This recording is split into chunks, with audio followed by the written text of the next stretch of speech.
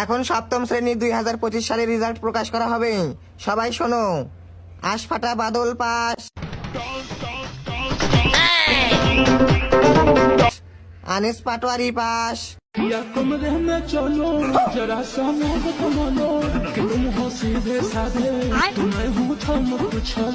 আদু ভাই ফেল।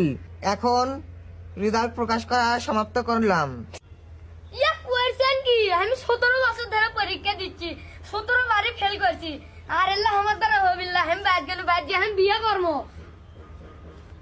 1 টাকা দেনমোহর ধার্য করিয়া মোহাম্মদ আদু ভাই পিতা আনিস পাটোয়ারি মোসাম্মদ শরীফা খাতুনকে বিবাহে আবদ্ধ করিতেছে। বলো মা কবুল। কাইন্দো না কন্যা না কান্দিও কবুল।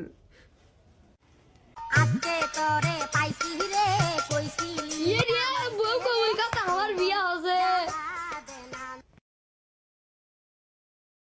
আমাকে চলতে 6 এ পড়ে, এবার তো 7 এ উঠবি।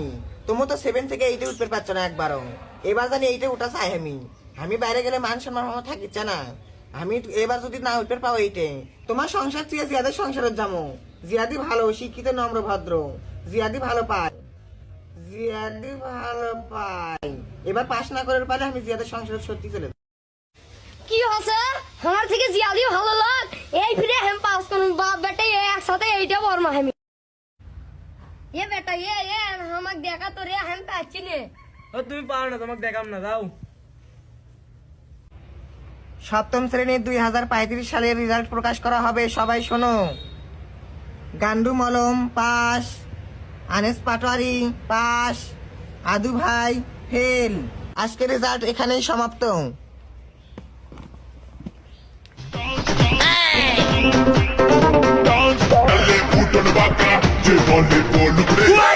তুমি লাখো কে? তুই লাসলো দেখে আমি লাসলো, এখন তো তুই কিছু লাসলি। লাসমো না মানে পরীক্ষার রেজাল্ট আছে। এই রেজাল্ট কি তাই কো? ও মা আমি পাস করছি, আব্বা ফেল করছে। তুই থাকতেই তোর সংসার নিয়ে আমি জিয়াদের কাছে চলে গেলুম। হৃদয়ে তুই